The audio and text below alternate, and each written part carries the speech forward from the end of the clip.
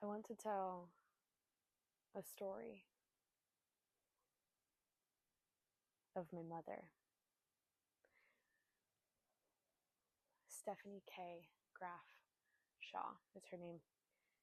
And we lost her to suicide almost 5 months ago now.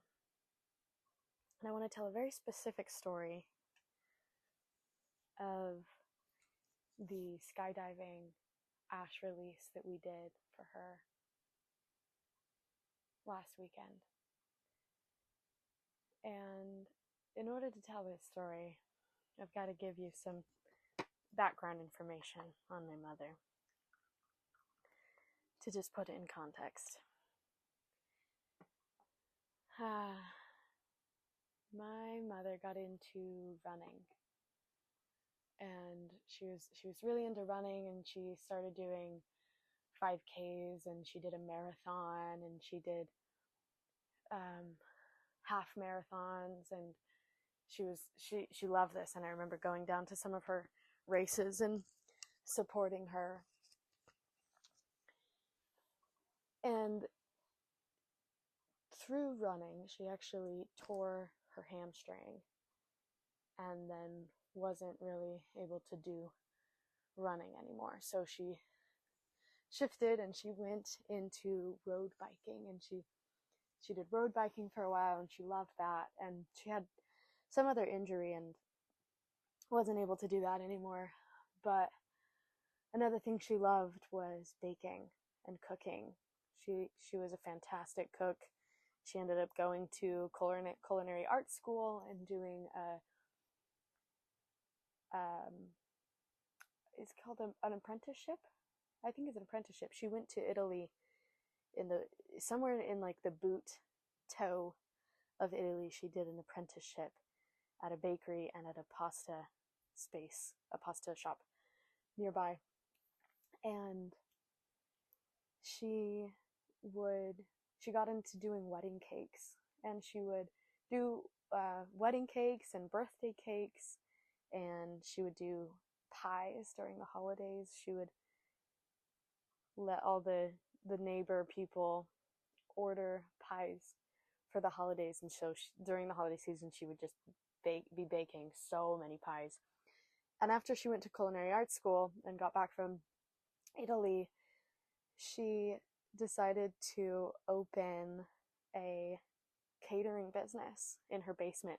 And I think this is actually the reason that we moved houses, so that she could build an entire catering space in the basement of the house. And she designed it, and she sourced all of the industrial big kitchenware, industrial sized ovens and countertops and sinks. Like, you walk in there, it was very professional. And she got even more into doing wedding cakes and enjoying cooking and things like this. And as she was beginning to launch out her catering things, she through the last few years of that, she developed carpal tunnel. And it would get to the point that she would be using the piping bags and making these wedding cakes. And after doing a wedding cake, she couldn't use her hands for a few days because of the carpal tunnel, because how much of the piping bag and operating cookware requires of your wrist. It just made her carpal tunnel very flared. And so it'd be days afterwards that she wouldn't even be able to use her hands, which is intense and extreme. And she did that for a while because she loved it. But that's incredibly intense, you know. And at this time she had 3 kids at home, and they were all a bit older, but she had carpal tunnel surgery, she had steroid injections and this sort of things of trying to care and prevent her hands from being completely unusable. And nothing really helped, and so she ended up giving up that dream as well. And there's something that's like sad to me about just this string of dreams that she loved and was so passionate about, but had to give up, had to let go of, because um, her body couldn't. Her body couldn't do it. But there's something so beautiful and so inspiring and so strong about her continuing to find new passions and new dreams and saying, you know what, I can't run anymore, but I can bike. Okay, well, I can't bike anymore, but I can cook, I can bake. And after the catering thing didn't work for her, didn't work out because of her carpal tunnel, I don't think she really had a dream for a minute. I feel like there was a few year gap between dreams. Um, but sometime in 2020, she went skydiving just for fun. I think she went probably with my dad, Bill, and they went skydiving just for fun, just to have a weekend adventure. And she does her dive, and she comes down, and she just was so exuberated about it and loved it so much. And she described the story and would say, I loved it so much, and I just had to figure out how I could do that all the time. That was amazing. How can I do that all the time? And so she found her way into it. Skydiving is not a cheap hobby. It is a rather expensive hobby. And so she decided that she would become a skydive instructor, and she would do it for her job. And she received her A, B, and C license for skydiving, which is different levels of flight. I think you can. It's different levels. Once you get your different, and it there is ground school of things you have to learn and do on the ground, but there's also like a certain number of jumps that you have to do to get each of these licenses. So she got those, and she just kept going and wanted to do as much as she could. And so she got certified to be a teacher for students on the ground and be a coach, that like before or after jump she would be able to coach them and help them learn how to do different skills or perfect skills. And she got trained and certified in packing parachutes and doing the rigging and in repairing rigs, as well as she got certified for doing it's called it's called IAD, which stands for Instructor Assisted Deployment. But basically, she would be the coach and the instructor for a student that was learning how to skydive by themselves, and she would be in the air with them coaching. She would deploy their parachute and continue like coaching with them and working with them. Anyways, she just loved it so much, and she said, how can I do this all the time? And she worked at like 3 or 4 different drop zones. The Moab, the Wasatch, and Mesquite, I think, were the 3 jumping drop zone locations that she worked at. And some of them, sometimes she did like office work as well, just to be around it, because she loved it so much. She had such a passion for it, and she had so much joy. She was always so celebratory of everybody. Like, she was everybody's hype woman. Um,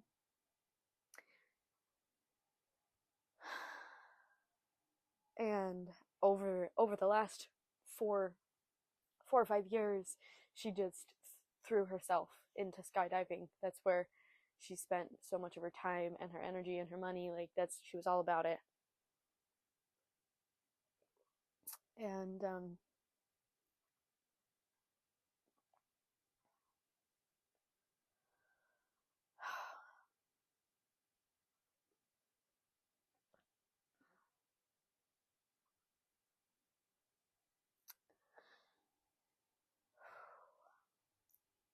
some of these parts of the stories are difficult for me to tell.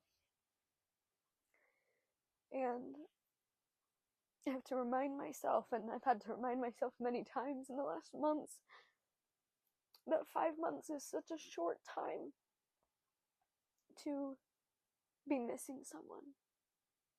It's such a short time to have lost somebody and to be healing from that.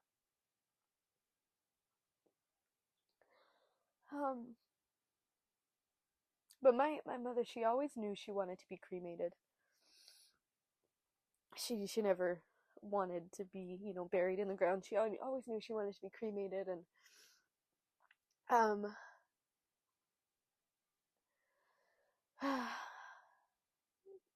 this last weekend, the other part of this is she took me and my older sister Michaela on our first skydive down in Moab, and she took us, and it was phenomenal. It was so fun. We went down with the family, and I think it was my mom had like saved one of their special certification jumps to do that weekend, because you do the special jump and you get certified. I don't remember what it was for. I think it was for like a certain number of 100 jumps. Maybe it was 100. Their 100th jump. You have a big celebration and there's cake and you just have a party. So they saved that jump for us to go down, and me and my sister did the jump with both of my parents, and of course me and my sister were strapped tandem to other people. And that experience was so full of adrenaline. It was exciting, but I was so nervous, and my body just had so much adrenaline coursing through it, and it was a great time. And then my brother right below me, Phoenix, when he turned 18, because you have to be 18 to skydive, my mom took Phoenix on his first jump. And my dad got really into skydiving as well, to spend time with my mom, and so they'd go on the weekends. Sometimes she'd go by herself, sometimes they'd go together. They'd go down to desert parties, and they would go camping and do a weekend of jumping.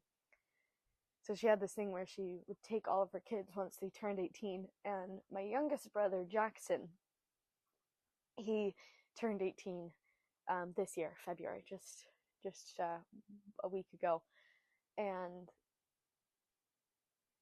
they had planned a trip for my mom to take him, Jackson, on his first skydive, because she wanted to take all her kids and just introduce it to them and show them and share with us this hobby and this passion that she loves so much.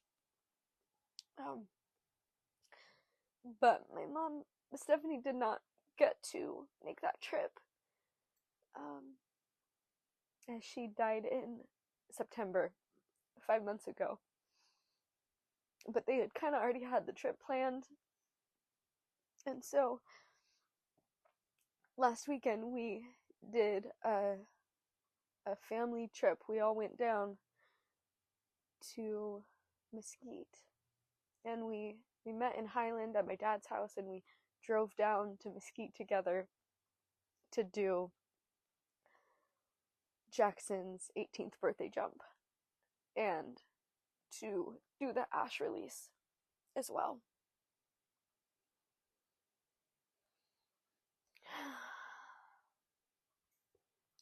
That night before we left, I had this dream. And I've had a handful of dreams about my mom. And there are some dreams that I recognize as just dreams, as my brain and my subconscious working things out and playing these movie scenes that's making up. And I recognize, and it feels like it is a dream. And there's other dreams that I've had, which is just one so far, that I know was not a dream, that I know was my mom coming to visit me. And the day before that we went for this whole adventure, my mom came and visited me in my dream. In the dream, I was at this house that I didn't recognize, but I was standing in kind of the foyer by the front door, and like there's the whole house was like a very dark brown wood. It was really pretty and large. It was a very big house, and my mom was there in the foyer. I don't know. She was there in the entrance of the house with me, and we were just we were just talking and catching up, and there was a truck outside that was waiting for me. And this truck was taking me and two other women in the truck to this new place that we were moving to. So I was going to move to this new apartment type living situation. Um, and this truck was just my transport there, and I was getting to be here and talk to my mom before I left and moved there. And I got to talk with my mom, and she was telling me about what she was doing and these new people she was meeting and things. And in the conversation, she was telling me about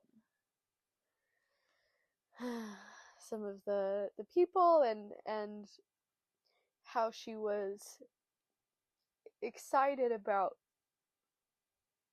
these new ways that she was learning to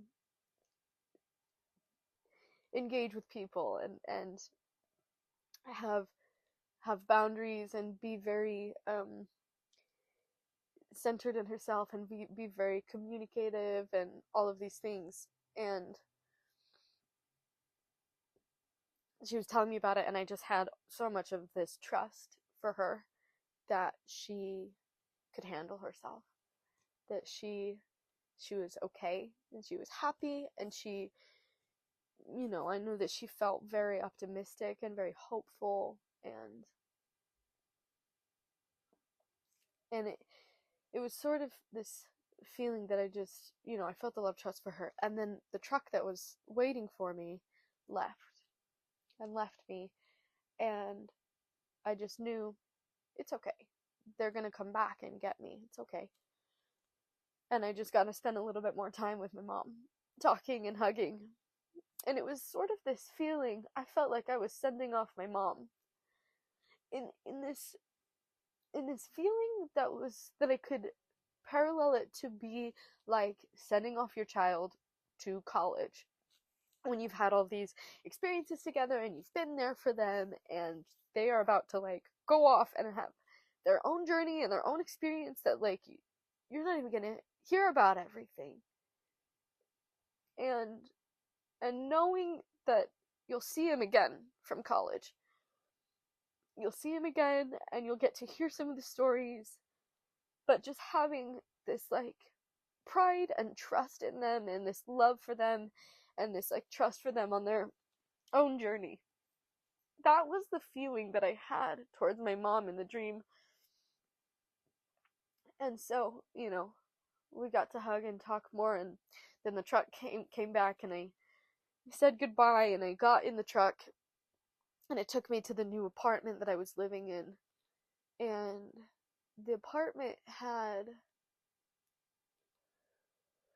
an indoor pool where the walls and the ceiling imitated the sun, imitated UV rays, that you could actually get a tan or a sunburn being in there. And that was pretty much the dream. But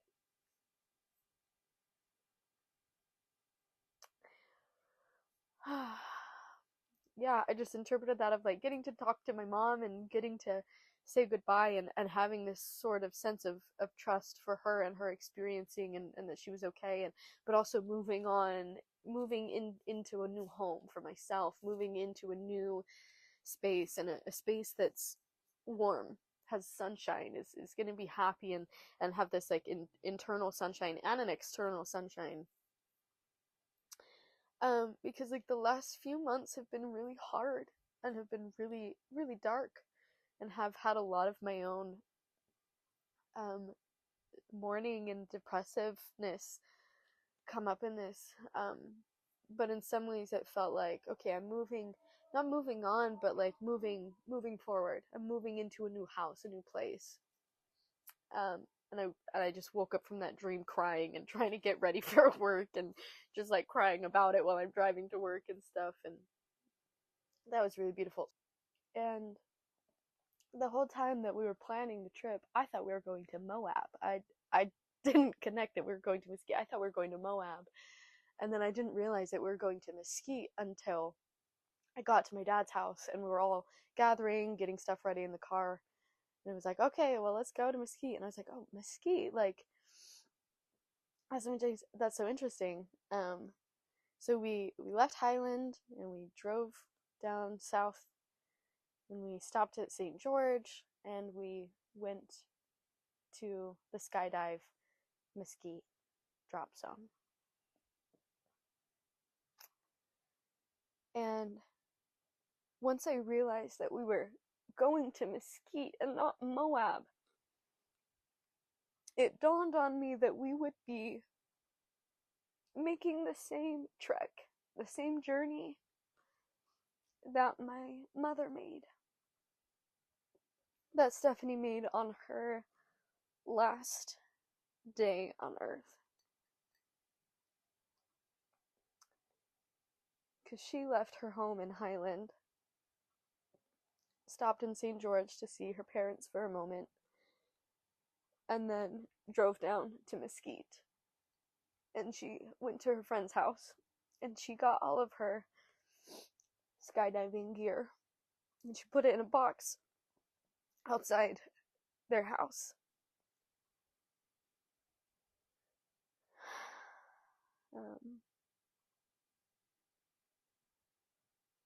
Outside the house of Tyler and Cash, who were good skydiving friends, and a few days later, once Tyler and Cash found the box of gear, they called my dad and they, figured out what had happened and figured out what's going on, and they drove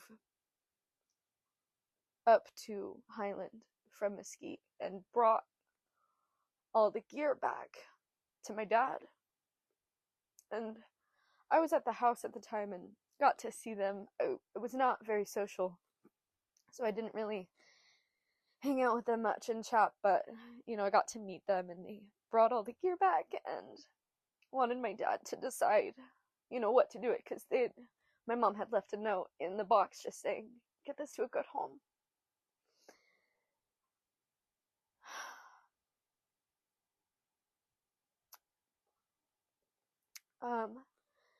But my dad, he didn't really want the gear. It wasn't for him. He wanted to give it back to the community, and so I think Tyler and Cash ended up taking it back.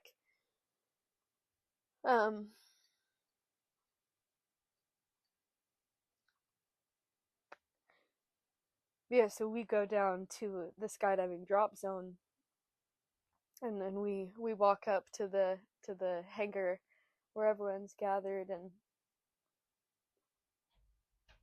some of her friends had come out for the skydiving ash release. So there was some company there, and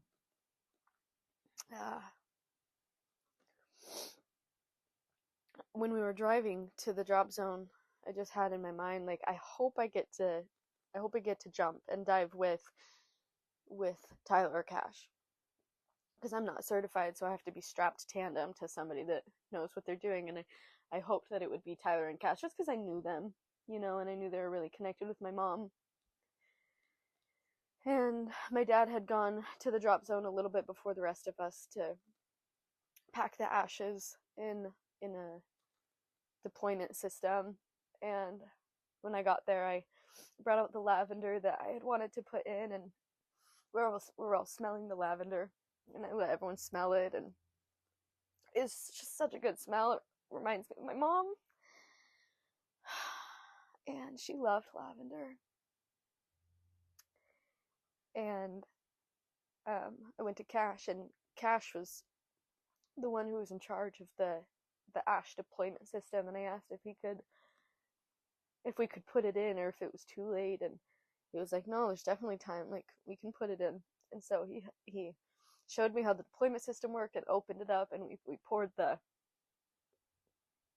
lavender in there. And the deployment system was sitting on this big table. It had it was a vintage antique sewing machine on it that he had found, that was just hanging out in the back of the shop, in the back of the hangar somewhere, and he had pulled it out, and he was telling me this. He had pulled it out and cleaned it up and refurbished it so that it could be operational. And both he and my mom were really into repairing rigs and parachutes, and he told me they would often call each other and just nerd out about parachutes and the new repair skills that they had learned, and how much it had meant to him to have somebody that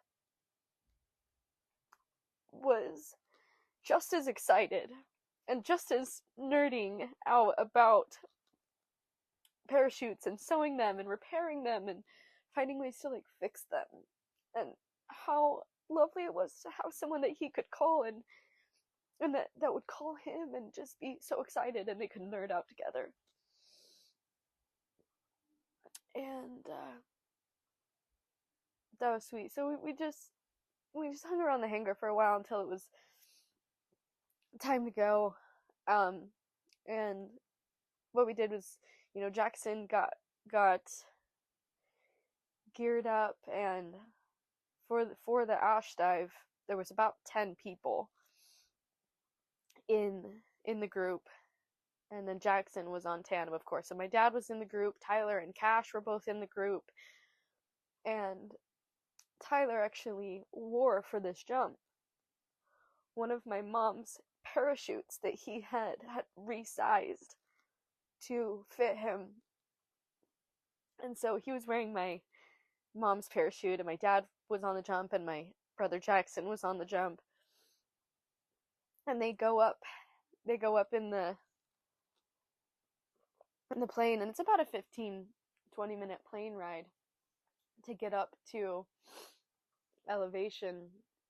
And so me and my sister Michaela, and Jackson's boyfriend Fee, we were all waiting on the ground together and watching, and they had finally made their ascent up, and the three of us, me, Michaela, and Fee, we were just laying on the ground watching the sky, watching their plane circle back and forth around the valley and getting higher and higher.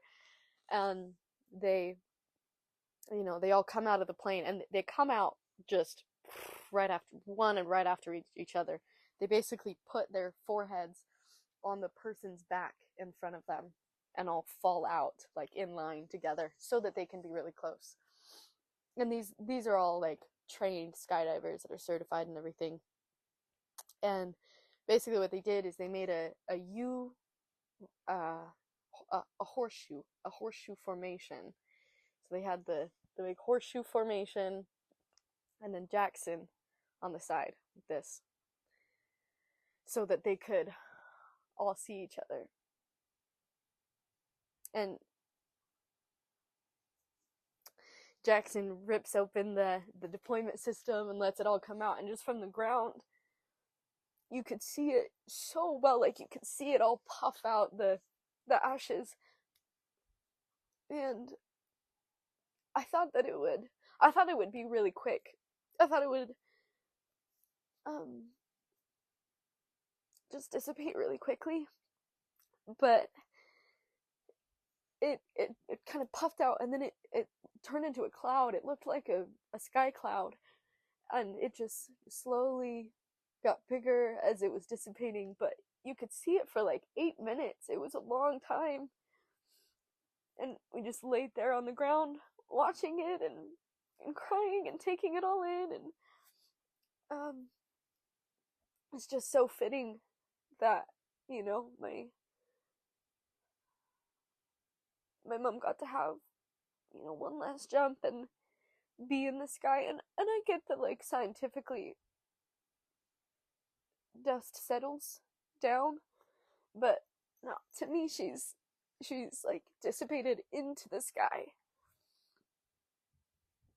And then after they did the ash release, everybody turned away from the circle and tracked away from each other. They flew away from each other to give space so that everybody had space to deploy out their parachutes.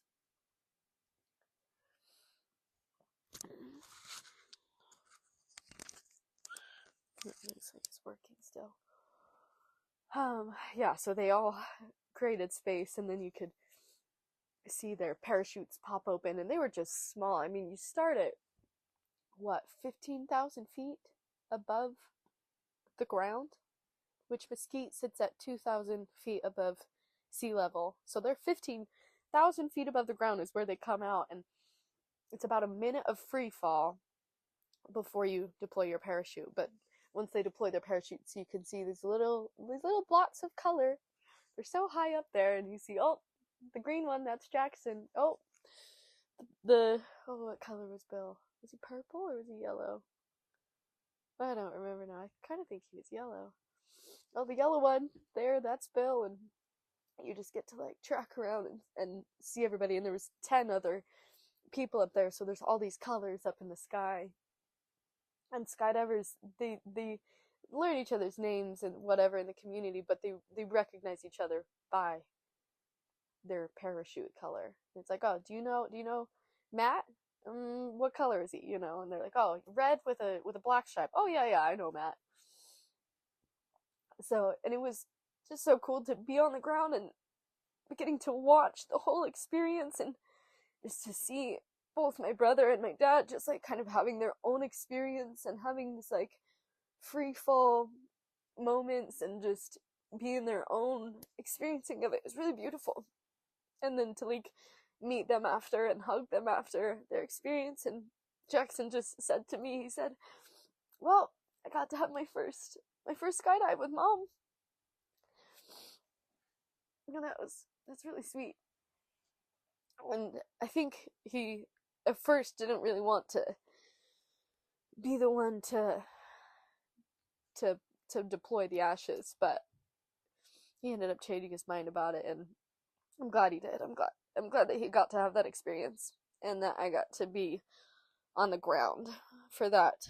The rest of us were on the ground because they won't really let multiple tandems be in a formation, because you have to be trained to be in a formation. Anyway, so we're waiting around again for it to be our turn, because Kayla wasn't going to jump, but kind of last minute she decided that she would jump. So we were waiting. It was going to be me and Kayla and Fee all on a jump together. And we get all geared up, and we go over to the plane, and me and Tyler we get in first, and we're in the very back of the plane, and then everyone else piles into the plane, and there's a bench on both sides of the plane that you straddle, and then you kind of sit front to back, all straddled over the bench. And so we all get in, and the plane, we ride in the plane over to the runway, and they close the door of the plane.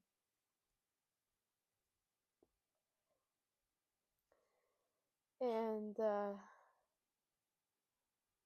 well, there's all these people in this plane, and there's this other big man in front of me, and Tyler's right behind me, and I just lean over to him and I say, hey, can I like rest on you? Like, it's kind of a weird kind of sitting situation. He's like, yeah. Rest in, get comfy. Don't worry about anything. Just get comfy. And so I'm kind of leaning against him, and we start to make our ascent up in the plane, and I'm just taking in the landscape of it all, and just seeing this desert. It was so beautiful. And in this whole thing, I'm thinking about my mom and how she experienced this place and how she experienced this sport and these people and how she loved it so much and how it just filled her with so much adrenaline and joy to be doing this. But we're riding up in the plane and I'm just looking out the window of the plane as we're making our loops around in the sky around the valley to gain elevation. And you just see the desert expanding, and the mountains down there are so beautiful because they're different than the Uinta Mountains that we have up here in Salt Lake, because they're these big mountains that are like very rocky, and then they come down and just get like kind of smaller mountains until they wash out into the desert. And as they wash out, there comes this like edge and moment that there's this sort of plateau or mesa or butte. I don't really know the name of it, but there's this plateau that then like just has this like drop down that then like washes into like where the towns and the houses are.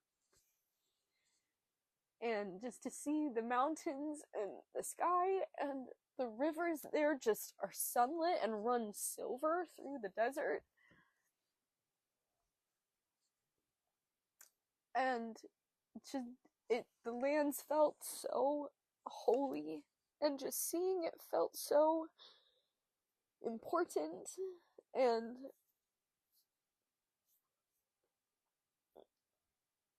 how once you're up in the plane and looking down on this landscape, everything else kind of falls away. Everything else just falls away, and it's just like you and the desert. And I'm thinking about this, and I'm just in the plane, and I'm crying, and I'm telling Tyler all about my experience and just like what's going through my brain, and how I'm just like in a way experiencing my mother through this, and experiencing the love that she had and the peace and enjoyment that she found here. Mesquite was her favorite skydive location. And it just felt so beautiful to be, and profound to be enjoying this landscape and enjoying the sport and enjoying her friends, and to just be nestled up against one of her close friends. And taking in this holy landscape. And the first time that I did skydiving, when she took me a few years ago, my body was just full of that adrenaline, and I was nervous. I was scared. I was excited, of course, but like I was scared. It's a scary thing to like just jump out of a plane and be like, I think I'm gonna be okay, like I think I'm gonna land in one piece. But this time, like it was such a different experience for me. I was so calm, and I didn't even have the biological response of adrenaline. I just felt so calm and peaceful and emotional in the connection of all of this. And it was really neat to be at the back of the plane. We were sitting right behind the captain, the pilot.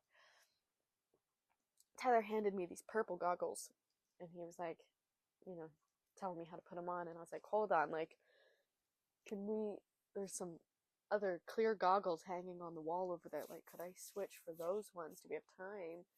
Because seeing the landscape, seeing the view is my favorite part, and I don't want it to all be shaded purple. And he was like, oh yeah, and so he got me some clear ones so that I could really see everything. And I think some people prefer the purple ones because there's like a UV protection. It's more like wearing sunglasses. So I got clear goggles, and they open up the door, and I'm like watching everybody go out the plane. And with this one, there's a lot more time. They're not doing the back-to-back falling out of the plane because there's a lot of students. And so they wait a little bit of time before between each person going out.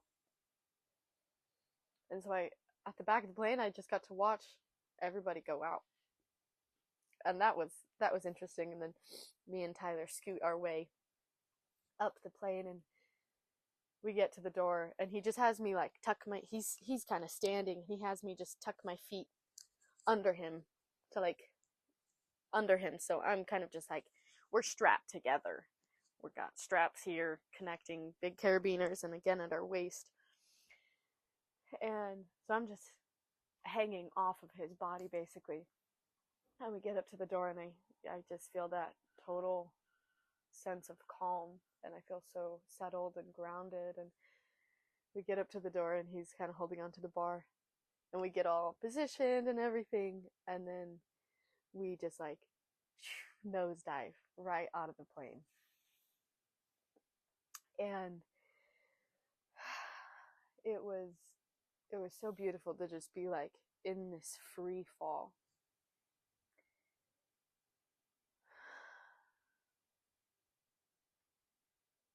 And there's this thing that happens with skydiving, that there's so much wind. You're falling very fast. I'm not remembering exactly the number.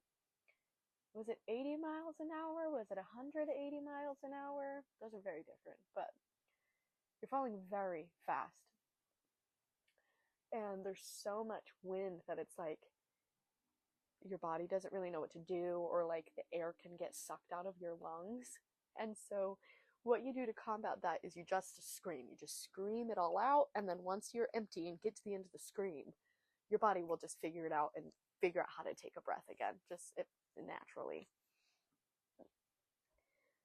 And so we're falling through the sky on free fall, and I let out a big scream. Part of it was to get more air in my lungs, because I was having a little bit of a hard time regulating that, and the other part was just to let this emotion and this rawness come out. And I just let out a good scream, and we're just like falling through, and just like I got my goggles on, and I'm just like seeing all of the scenery of this desert, and it's so beautiful. And then Tyler pulls the parachute, and we kind of, my legs kind of pop up, because there's a lot of like momentum shift. You actually, it doesn't hurt, but you do kind of shift hard and quickly from free fall into the parachute, like inflating it, not inflating, but catching air, and then you're sailing. And so we're sailing through the sky, and Tyler's talking to me a little bit. He's talking to me, and I just say, Tyler, I can't hear you. I can hardly hear what you're saying. My ears are really messed up right now. And he just tells me to like blow air. So I, plug my nose and blow air, and it regulates, and then I could hear him again.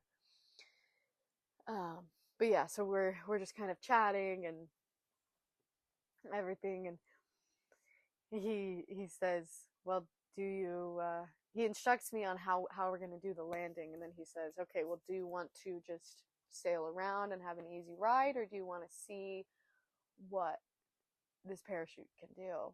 I said, oh, I want to see what it can do. I want to do some spirals, I want to go for it. And so there's these levers, or pull handles. There's these like pull handles on the left and right side that you use to turn and give yourself direction. But if you pull really hard on one, instead of just turning, it'll send you into a spiral. And this is the parachute, and this is the people strapped to it. When you go into the spiral, you end up going sideways. So you're parallel to the earth and spinning down like this. I can't quite put the hands on it, but then you're just like spinning down, and you're sideways, and the G-force of it is so great that like almost instantly your leg that's leaning towards the earth, your bottom leg, like kind of goes numb, and you just and you're spinning down, and I'm just screaming and giggling, and And then we do the other side. We're spinning down, and yeah, your leg just like goes numb almost instantly. It comes right back. But yeah, we just had a fun time sailing around, and I feel like there was just so much like joy in that moment, and just like, seeing the the joy that my mom had in the sport. And then we're nearing the ground, and I'm just watching everything of the ground grow and become more its regular size. And I had anticipated, like, I had this feeling of like anticipating that a big fear was going to come up about landing, or about if we were going to die, or if we're going to crash, but like, I actually had no fear come up about it. I just felt so much trust in Tyler, and I felt so much trust in the whole experience, um, that I actually wasn't nervous. I didn't have any fear or anything come up. And we come down for the landing, and he has me just put both of my legs, or both of my grab onto both my legs and pull my knees up to my chest and kind of turn into a little ball. Because when you land a parachute all by yourself, if you're just going solo, you'll come into the ground and you'll run as the parachute comes down. But if you're on tandem, they don't land on their feet, just because it can get messier. They actually go and they land onto their bum. so we come in, and Tyler like skids down onto his bum, and I'm just this little ball on top. And oh my goodness, the landing was so gentle. It was just, which you're sliding on your ass into gravel. Like, it's a gravel pit that you land on, so like you wouldn't think it's gentle, but like it was so gentle and soft. The whole experience of it was just gentle and beautiful. And we land, and Tyler gets me unclipped, and I just like turn around and give him a big hug, and it was really sweet. And Tyler was telling me it meant a lot to him too, to get to share this experience. And it meant a lot to me to get to be connected to the sport and this land and these friends of my mom that she loved, and they loved her, and just to get to connect and celebrate and do this ash release, was really beautiful and really profound.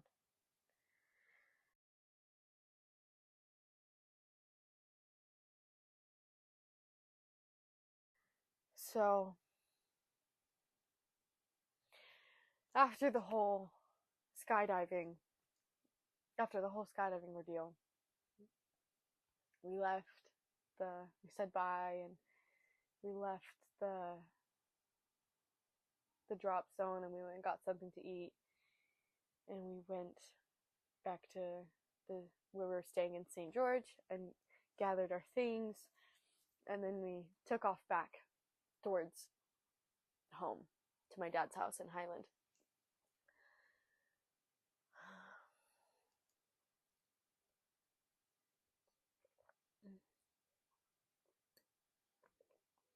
And we had anticipated that we would be able to leave a lot sooner than we actually were able to leave.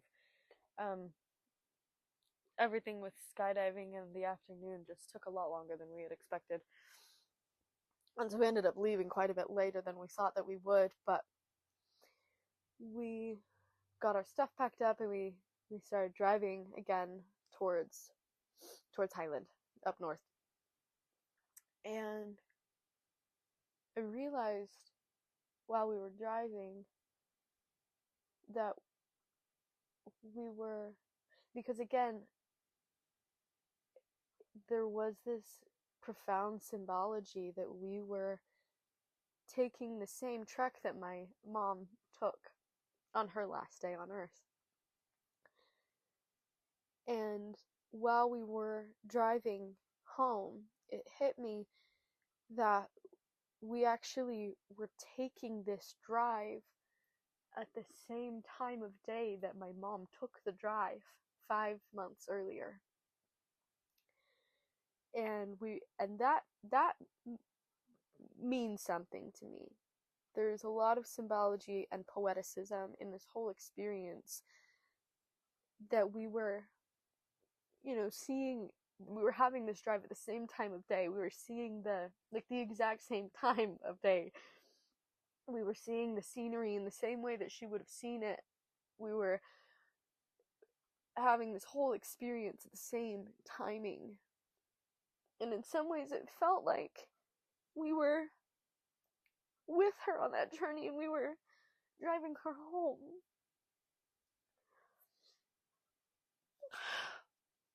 And there had been a lot of wondering for me of like, what was that drive like? That's like a 4-hour drive for my mom to be taking, and planning her death and doing all of these things in preparation. And there had been a lot of pondering on that for me of like, what were her last hours like? What was her drive like? And I like to think that she was just enjoying the scenery, that she stopped at pulled over on off the freeway at some point and just took a little walk around and just was listening to music and talking to herself and kind of having a good time on her drive about it. So when my mom left Mesquite and St. George, she drove north, and she drove to the American Fork Hospital, which is the closest hospital to where her house was, where her and my dad lived. And she took her life in her truck in the hospital parking lot.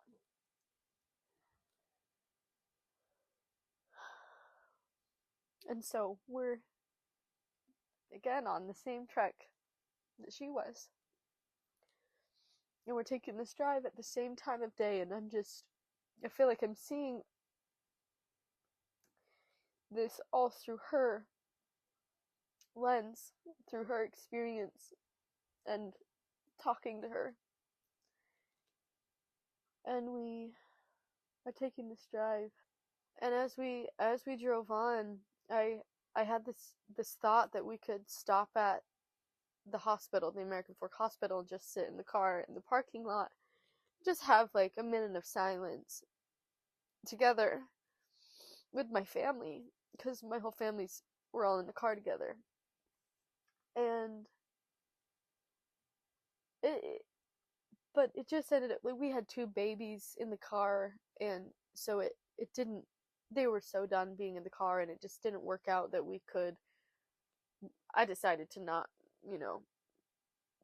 do that, but I looked up on my phone the American Fork Hospital to see where it was exactly and see like how close we were. And we get off the freeway at American Fork, and we're driving on the road, and we get to Main Street.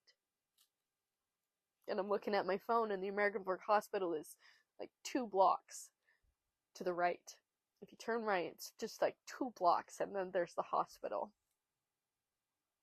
And if you turn left, it's about a 5-minute drive to get to my parents' house.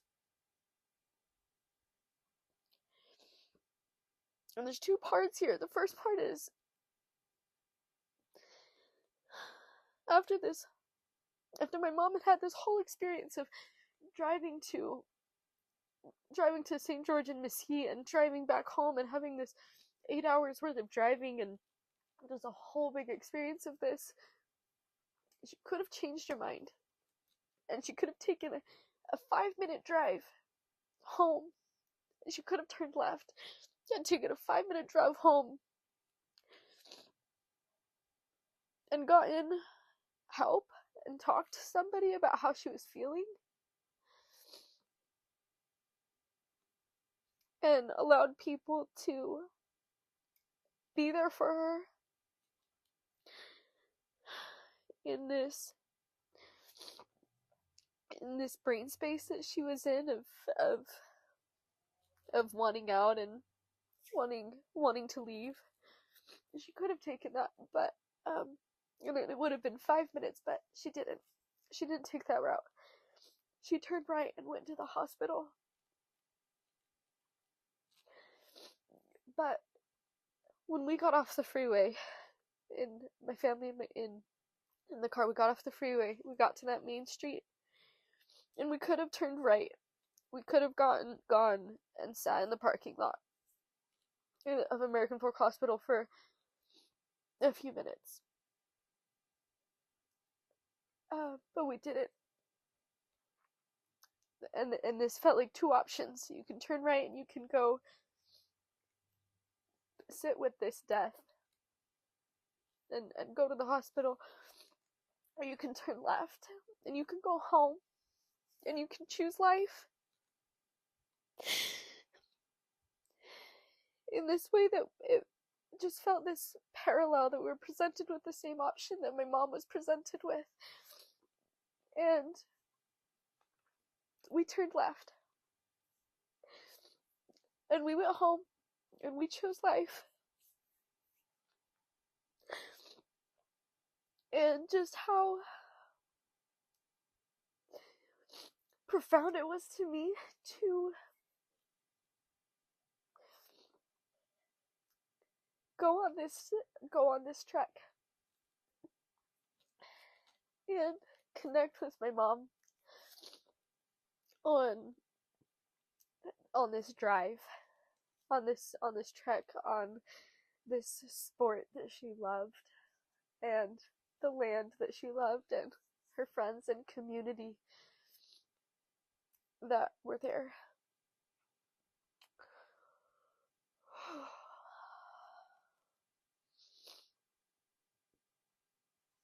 And yeah, so it's been almost 5 months since I lost my mom. And this skydiving experience, the ash release, the whole journey and the parallels, symbology of it, I feel like for me helped turn a page in my processing, in my experience. And that's not to say I'm over it. That's not to say I'm not grieving anymore. That's not to say everything's fine, because it's not. And this is something that, like, I will carry for my whole life, and allegedly gets easier to carry. And I feel like in ways already has gotten easier to carry. But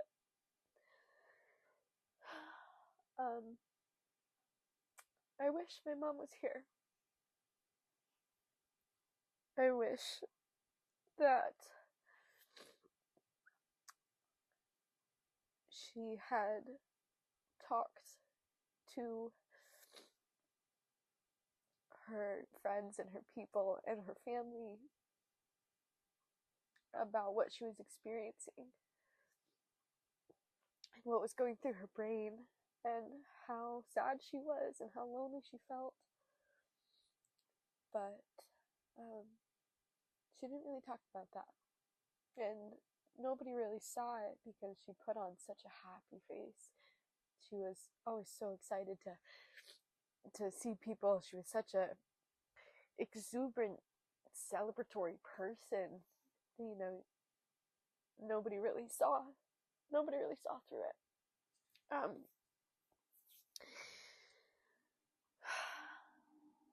And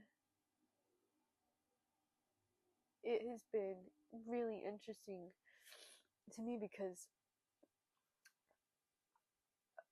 I know that some of the things that my mom struggled with, I struggle with too.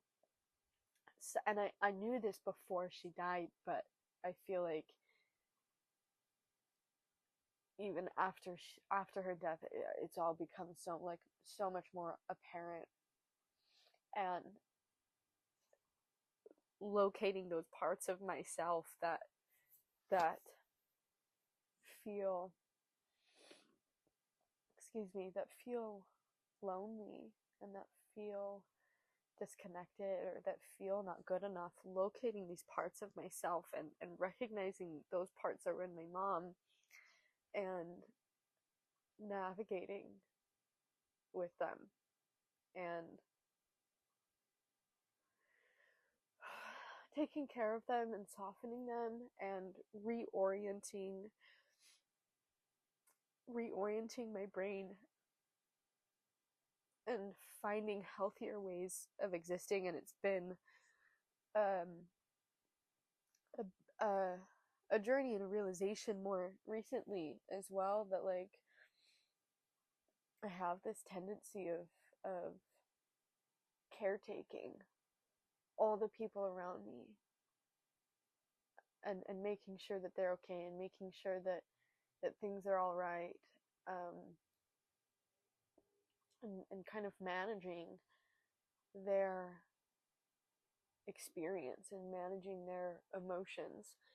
And part of it is like doing that to manage my own anxieties, and part of it is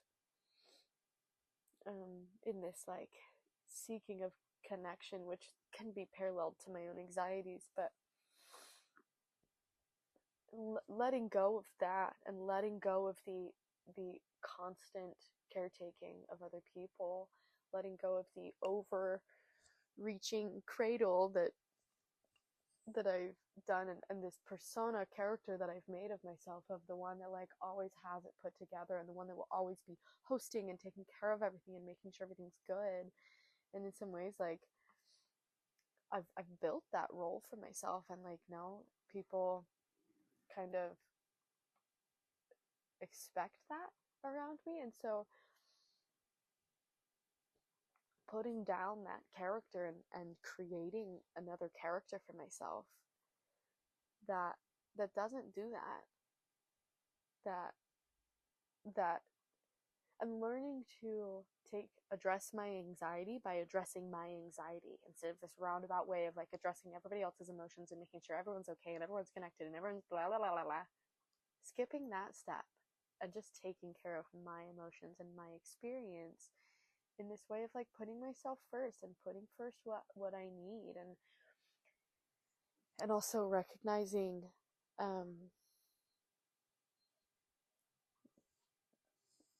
these compulsions that I have to take care of everybody and make sure everyone's comfortable, and stop doing that. And I found this distinction that was really helpful. It was the first part of it was healing into isolation. Sounds like I'm going to stop compulsively overextending myself and compulsively caretaking so that I never feel burnt out again. And healing into connection, in inverse, healing into connection sounds like I'm going to stop compulsively overextending myself and compulsively caretaking so that I can be discerning and decisive consciously when to overextend myself in ways that are in line with my values and benefit my relationships, the relationship dynamics. And that was a lovely distinction. Because at first I was like, oh, I need to stop all the things. I will care for nobody. I'll care just for myself. And I had just kind of this processing of like figuring out how to care for myself and how to have these boundaries and how to put myself first and still be in connection. And I do just think that like my mother never figured that out, and so her relationships felt very lonely and empty. And so many people loved her. So many people loved her and wanted to be there for her, and were there for her. But there was something in her brain, in her experiencing and perceiving that the love didn't come through in a way that she could experience it and receive it and feel it. And so it's this very two-way street of like, yes, we need to be in loving relationships where people are loving us, but also we have to open ourselves to that love. We have to allow ourselves to be loved. We have to allow people to be there for us. We have to be vulnerable and be truthful about how we are doing. And this process of grieving has pushed me to that, of being really truthful with people about where I am, about what I'm going through. And the other thing that I've been learning about in my own emotional intelligence and my own emotional landscape is that, like, I often have these feelings, these emotions come up that's like there's a lot of irritation. And I had been judging these feelings a lot and like feeling so guilty that I was like kind of an angry person. But as I've been interrogating these feelings more and picking at them and knocking at their door, I've been able to understand them more. And largely they're really not angry. They're actually sad. But somehow anger got programmed in my brain as a safer emotion to feel, or something that would be more likely to get me what I wanted, because people respond to anger more intensely because it's a very fiery emotion. But as I've been uncovering this, like, I've realized that there's a handful of main primary feelings, and then there's like secondary feelings, and there's a ton of those. But like sadness, anger, fear are a few of the primary feelings. And all of these feelings of irritation actually are things like more like excluded, disconnected, lonely, and being able to accurately name the emotion and experience that I'm having, and then recognize that, like, that's a sadness, that's not an anger. Like, I feel like it's brought up a lot more compassion for me. And secondarily, the thing that it's helped me see is that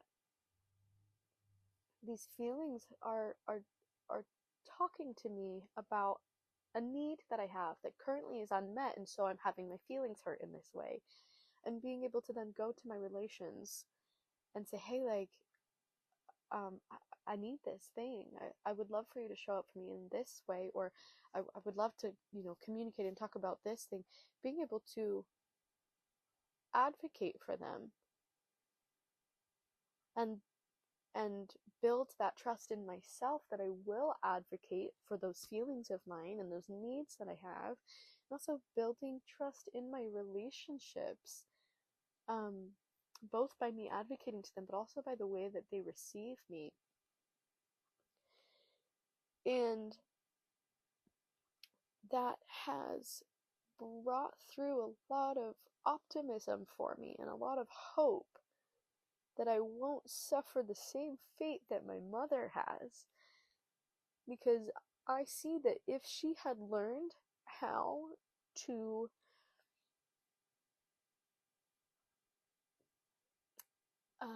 navigate her feelings in this way and advocate for herself, that she wouldn't be dead. Which is a sad truth, because I just wish that emotional intelligence was something that was talked about in our society, that the relational intelligence was something that was taught in school, and we weren't so focused on like math.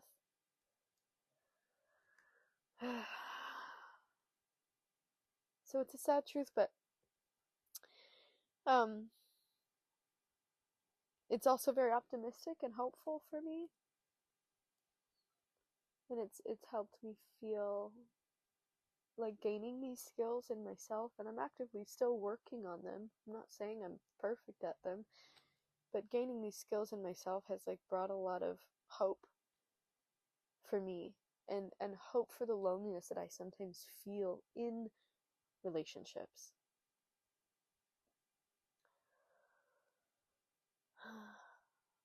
of being able to advocate for these parts and advocate for these needs.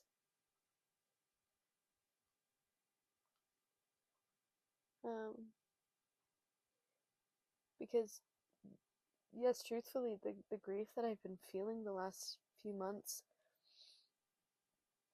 around the death of my mother, part of it has been the death of my mother and solely focused around that, but at some point it shifted and became became about my own depression and my own suicidal ideation and my own loneliness. And I had this moment that I was very unwell and very depressed, and I realized that nobody knew how depressed I was. Not even my closest people understood and saw how depressed I was. And I realized that's on me, and that I need to talk about it. I need to tell people how I really am. I need to tell these close people of mine what's going on. I'm getting into a whole emotional lecture here now. But it's the death of my mother has shown a lot of light onto these places that me and my mother are similar, that me and my mother are the same, and ways that I can heal, and ways that I can work on myself and create a happier life for myself, and a life that I want to live in. And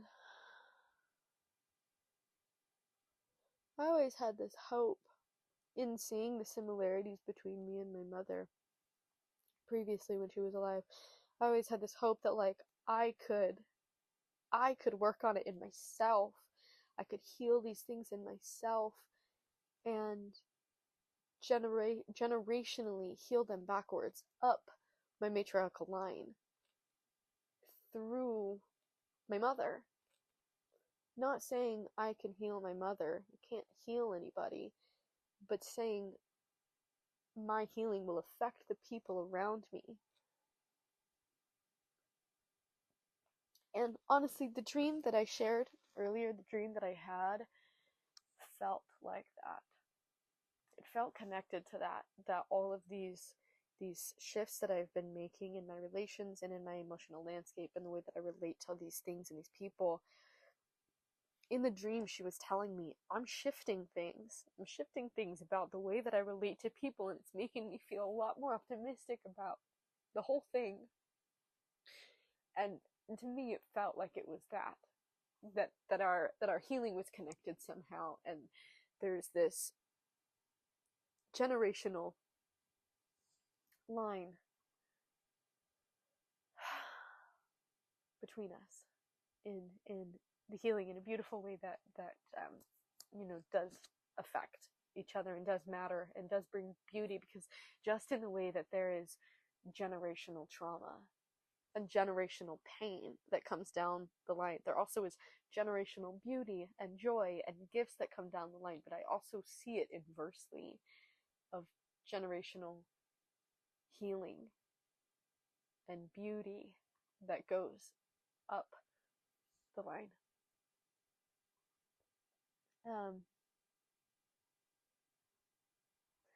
There's a handful of things that I inherited, objects, things that I inherited from my mother, and two that I want to tell you about actually belonged to my mother's grandfather, my mother's father. His name's Grandpa Higgins, and he had an accordion. He had a few accordions, but he had an accordion and he had a banjo. And when my great-grandfather, Grandpa Higgins, passed, my mother inherited these instruments. She inherited the accordion. She got a big accordion and a handhold accordion, which is called a concertietta, something like this. And she inherited the banjo. And she ended up restringing the banjo and trying to figure out how to play it. I don't remember how far she got. I think she tinkered around with it. I think she learned something on the small accordion, some Christmas songs or something, because that's what my great grandfather, Grandpa Higgins, would do. He would bring over the accordion and play Christmas songs.